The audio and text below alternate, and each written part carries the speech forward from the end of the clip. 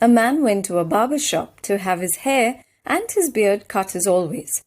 He began to have a good conversation with the barber who attended him, and soon they talked about many things and various subjects.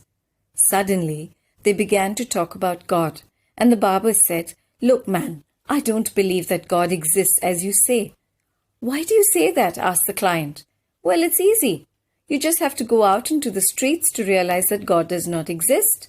Tell me, if God existed, would there be so many sick people? Would there be abandoned children? Would there be suffering and pain?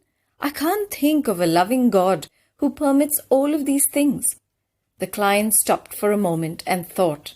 He didn't want his answer to cause an argument. The barber finished his job and the client left the shop.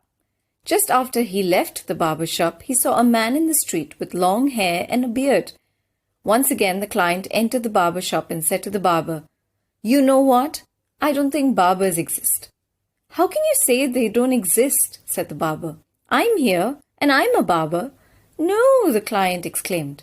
"They don't exist, because if they would, there wouldn't be any people with long hair and a beard just like that man who's standing outside in the street." "Ah, barbers do exist. What happens is that people do not come to me," said the barber. "Exactly," said the client. "That's the point. God does exist. What happens is people don't go to him and do not look for him. That's why there's so much pain and suffering in the world. The Bible says to those people, the fool says in his heart, 'There is no God. They are corrupt and their acts are vile, and there is no one who does good.'"